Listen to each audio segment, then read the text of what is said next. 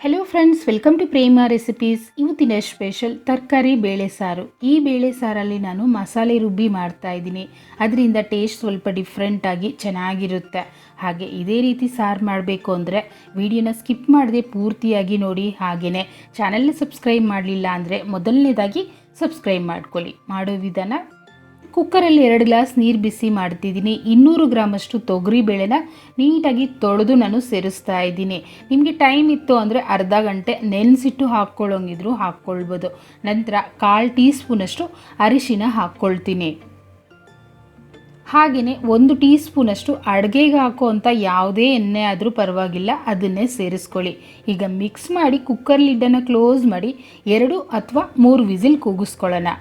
Okay, ಇದು ಆಗ್ತಾ ಇರಲಿ. ಅಷ್ಟರಲ್ಲಿ ಮಸಾಲೆ ರುಬ್ಕೊಳ್ತೀನಿ. ಚಿಕ್ಕ ಮಿಕ್ಸಿ ಜಾರಲ್ಲಿ ಅರ್ಧ ಕಪ್ಪಷ್ಟು ಕಾಯಿ ತುರಿ ಹಾಕ್ತಿದ್ದೀನಿ. ನೋಡಿ, ಈ ಕಪ್ಪಲ್ಲಿ ಅರ್ಧ ಕಪ್ಪು ತೊಗೊಂಡಿದ್ದೀನಿ. ನಂತರ ಇದರಲ್ಲೇ ಖಾರಕ್ಕೆ 2 ಸ್ಪೂನಷ್ಟು ಬೇಳೆ ಸಾರಿಗೆ ಹಾಕುವಂಥ ಸಾಂಬಾರು ಪುಡಿ ಹಾಕ್ಕೊಳ್ತಿದ್ದೀನಿ. ನಾನು ಸ್ವಲ್ಪ ಖಾರ ಹೆಚ್ಚಿಗೆ ಹಾಕಿದ್ದೀನಿ, ಏಕೆಂದರೆ ಸಾರನ್ನು ಹೆಚ್ಚಿಗೆ ಮಾಡ್ತಾಯಿದ್ದೀನಿ. ನೀವು ಕಡಿಮೆ ಸಾರು ಮಾಡೋದಾದರೆ 1.5 ಸ್ಪೂನ್ ಹಾಕ್ಕೊಳ್ಳಿ. ನಂತರ 1 ಟೀ ಸ್ಪೂನ್ ಜೀರಿಗೆ ಹಾಕ್ತಿದ್ದೀನಿ. ಹಾಗೆ 1 ಗಡ್ಡೆಯಷ್ಟು ಬೆಳ್ಳುಳ್ಳಿನೂ ಸೇರಿಸ್ಕೊಳ್ತಿದ್ದೀನಿ. ಇದರಲ್ಲಿ ನಾವು ನೀರನ್ನು ಹಾಕಿ ತರ್ತರಿಯಾಗಿ ರುಬ್ಕೊಂಡ್ರು ನಮಗೆ ಸಾಕಾಗುತ್ತೆ. ಅಷ್ಟರಲ್ಲಿ ನೋಡಿ, ಬೇಳೆ ಸಹ ಬೆಂದೋಯ್ತು. ಈಗ ರುಬ್ಬಿಟ್ಟಿರುವಂಥ ಮಸಾಲೆ ಪೂರ್ತಿ ಹಾಕ್ಕೊಳ್ತಿದ್ದೀನಿ.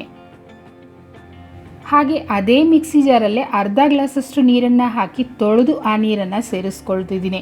ನೀರು ನೋಡ್ಕೊಂಡು ಹಾಕ್ಕೊಳ್ಳಿ, ಬೇಕು ಅಂದರೆ ನಾವು ಮತ್ತೇನು ಸೇರಿಸ್ಕೊಳ್ಬೋದು. ನೋಡಿ, ಬೇಳೆ ನಮಗೆ ಈ ರೀತಿ ಬೆಂದಿದೆ. ಇನ್ನು ಸ್ವಲ್ಪ ಬೇಯಬೇಕು. ತರಕಾರಿ ಹಾಕ್ಬಿಟ್ಟು ಬೇಯಿಸ್ತೀವಲ್ವ, ಆಗ ಈ ಬೇಳೆನೂ ನೀಟಾಗಿ ಬೆಂದೋಗುತ್ತೆ. ಹಾಗೆ ನಾವು ಎಣ್ಣೆ ಹಾಕಿರೋದ್ರಿಂದ ಬೇಳೆ ಕಟ್ಟು ಚೆನ್ನಾಗಿ ಬಿಟ್ಕೊಂಡಿದೆ ಅಲ್ವಾ. ಈಗ ತರಕಾರಿಗಳನ್ನು ಸೇರಿಸ್ಕೊಳ್ಳೋಣ. ನಾನು 3 ಬದನೆಕಾಯನ್ನು ತೊಗೊಂಡಿದ್ದೀನಿ. 1 ಆಲೂಗಡ್ಡೆನ ಸಿಪ್ಪೆ ಸಮೇತ ತೊಗೊಂಡಿದ್ದೀನಿ. ಹಾಗೆ 3 ನುಗ್ಗೆಕಾಯಿ, ಎಳೆಯದಾಗಿರೋವಂಥ ನುಗ್ಗೆಕಾಯಿನ ತೊಗೊಂಡಿದ್ದೀನಿ. ನೀವು ನುಗ್ಗೆಕಾಯಿ ಹಾಕಬೇಕು ಅಂತ ಏನೂ ಇಲ್ಲ.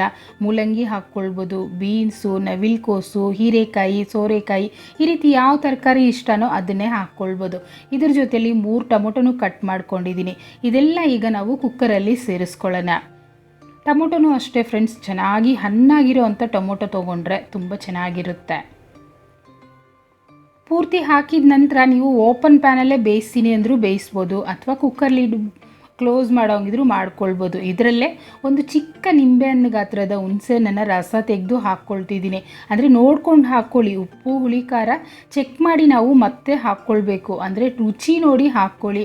ನಾನೀಗ ಟೇಸ್ಟ್ ಸಹ ಮಾಡ್ತಾ ಇದ್ದೀನಿ. ನನಗಂತೂ ಇನ್ನು ಸ್ವಲ್ಪ ಹುಳಿ ಹಾಕಬೇಕು, ಅದರಿಂದ ಪೂರ್ತಿಯಾಗಿ ಹಾಕ್ಕೊಳ್ತಿದ್ದೀನಿ.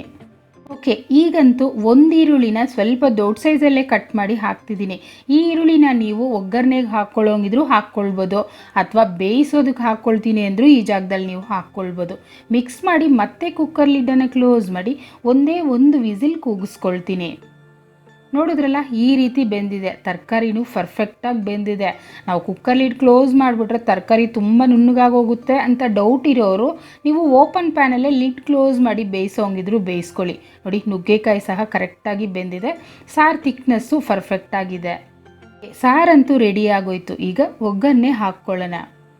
ಸ್ಟವ್ ಮೇಲೆ ಒಂದು ಪಾತ್ರೆನ ಬಿಸಿ ಮಾಡಿ 1 ಟೇಬಲ್ ಸ್ಪೂನಷ್ಟು ತುಪ್ಪ ಹಾಕ್ಕೊಳ್ತಿದ್ದೀನಿ.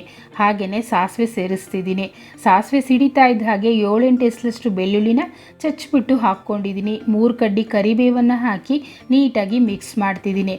ತುಪ್ಪ ಬೇಡ ಅನ್ನೋರು ಎಣ್ಣೆನಲ್ಲೂ ಒಗ್ಗರಣೆ ಹಾಕ್ಕೊಳ್ಳೋಂಗಿದ್ರು ಹಾಕ್ಕೊಳ್ಳಿ. ಆದರೆ ಮಕ್ಕಳಿಗೆ ನೀವು ಕೊಡೋದಾದರೆ ಅನ್ನದ ಮೇಲೇ ಸ್ವಲ್ಪ ತುಪ್ಪ ಹಾಕಿ ಕೊಟ್ಬಿಟ್ರೆ ಅವರು ತಟ್ಟೆ ಪೂರ್ತಿ ಖಾಲಿ ಮಾಡಿಬಿಡ್ತಾರೆ. ಈಗ ನಾವು ಸಾರನ್ನು ಸೇರಿಸ್ಕೊಳ್ಳೋಣ. ನೋಡಿದ್ರಲ್ಲ ಎಷ್ಟು ಸಿಂಪಲಾಗಿ ಮಾಡ್ಕೊಂಡ್ವಿ ಅಂತ. ರುಚಿನೂ ಅಷ್ಟೇ ತುಂಬ ಚೆನ್ನಾಗಿರುತ್ತೆ.